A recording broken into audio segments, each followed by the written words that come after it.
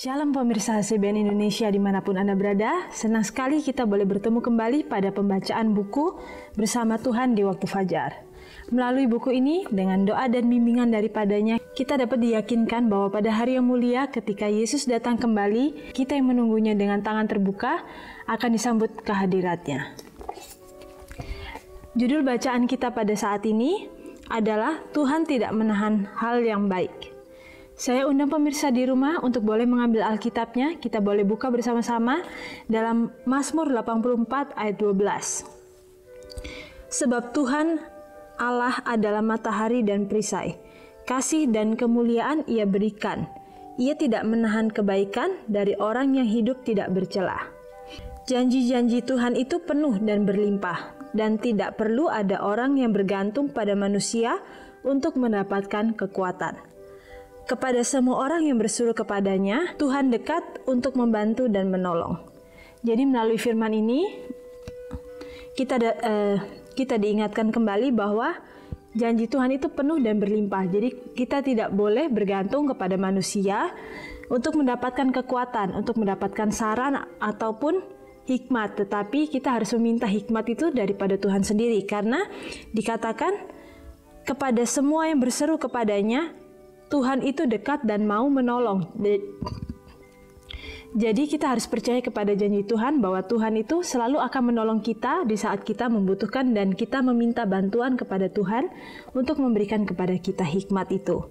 Dan Dia sangat dihina ketika setelah meminta agar kita percaya, kita berpaling dari Dia satu-satunya yang tidak akan salah paham terhadap kita, satu-satunya yang dapat memberikan nasihat yang tepat dan beralih kepada orang-orang yang dalam kelemahan kemanusiaan mereka cenderung menyesatkan kita. Testimonies to Minister halaman 381 dan 382.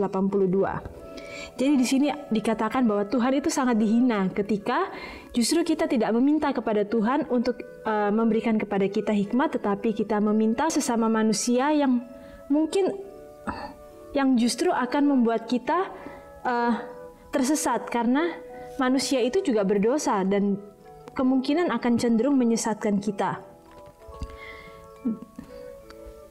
Di sini juga dikatakan bahwa Allah mencintai para malaikat yang tidak berdosa, yang melakukan pelayanannya dan taat kepada semua perintahnya. Tetapi Dia tidak memberikan kepada mereka kasih karunia. Mereka tidak pernah membutuhkannya.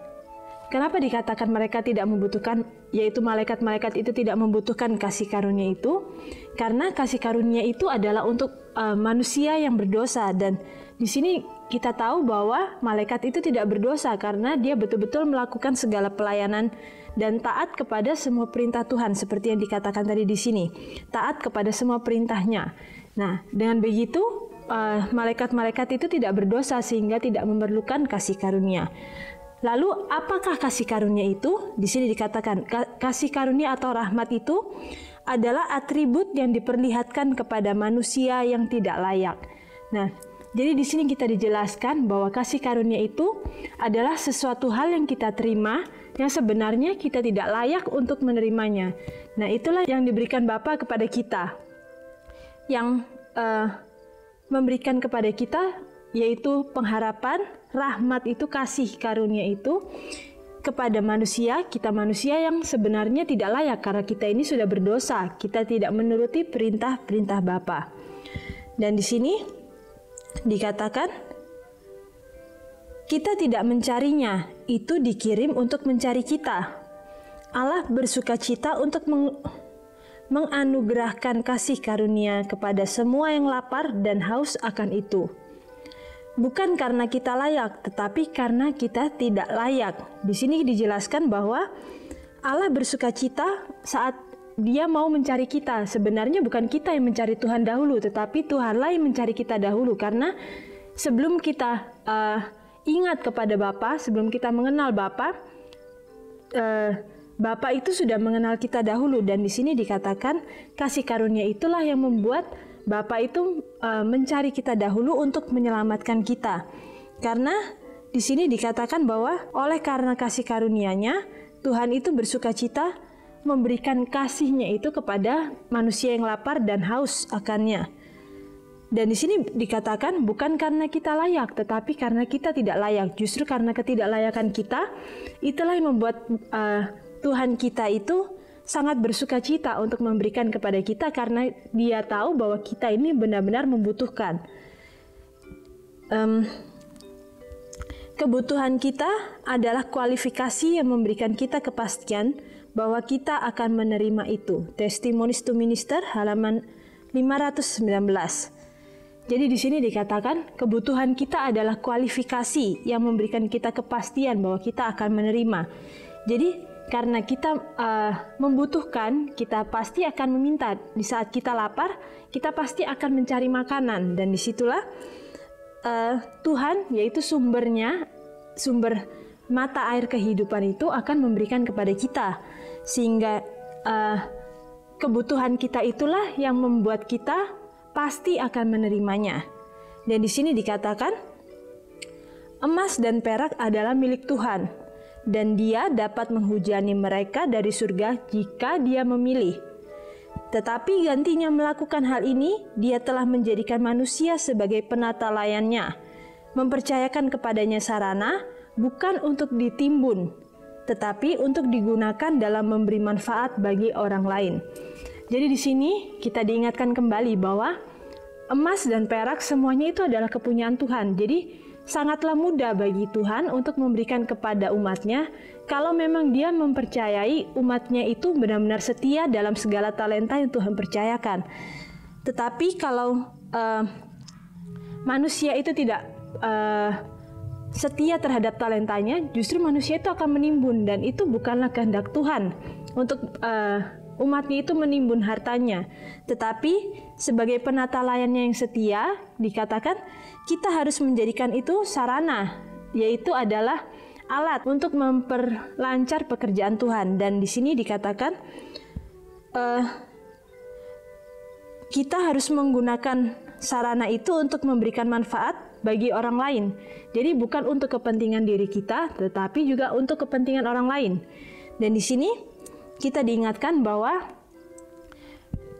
hal yang Tuhan sudah ajarkan kepada kita adalah sifat untuk tidak mementingkan diri sendiri, dan juga sifat untuk tidak mengingini, yaitu di saat kita mempunyai sarana itu, yaitu atau harta itu, apakah kita gunakan untuk mengingini barang-barang dari kepunyaan orang lain, atau kita hanya memikirkan diri kita, untuk kepentingan diri kita, untuk keluarga kita, untuk anak bahkan, atau untuk saudara kita.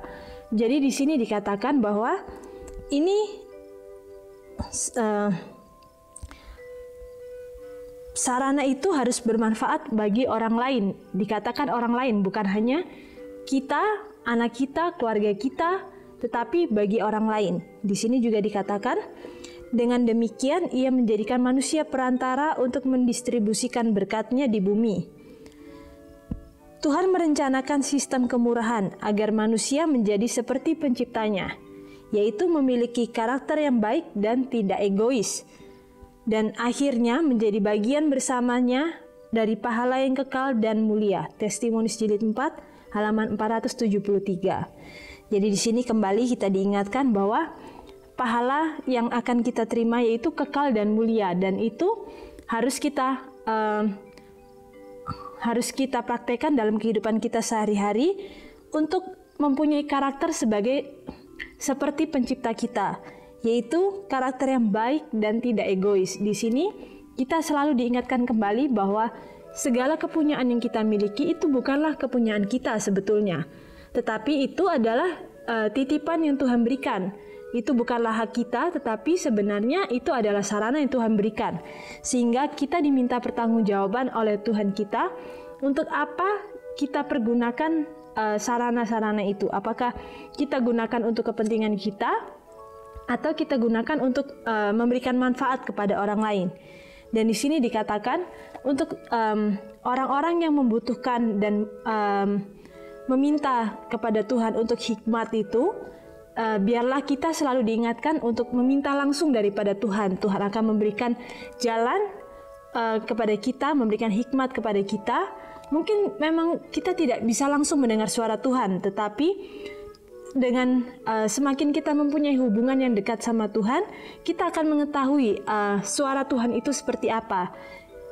Itu bukanlah sesuatu hal yang tidak mungkin untuk kita mendengar suara Tuhan itu seperti apa, karena Tuhan bisa berbicara melalui apapun. Tuhan bisa berbicara melalui firman-Nya. Tuhan juga bisa memberikan saran-sarannya melalui firman-Nya ataupun melalui kejadian-kejadian yang terjadi di sekitar kita yang mungkin akan mengingatkan kita atau membukakan mata dan pikiran kita sehingga kita bisa mengenal Tuhan kita itu dengan lebih dekat dan lebih dalam lagi. Biarlah melalui bacaan ini boleh menjadi berkat bagi kita semua dan keluarga kita, sehingga kita bisa mempraktekkan apa yang telah kita dengarkan dalam bacaan barusan. Dan sampai jumpa di kesempatan selanjutnya. Kiranya ini boleh menjadi berkat bagi kita semua. Saya bawakan ini dalam nama Tuhan Yesus. Amin. Shalom, Tuhan memberkati.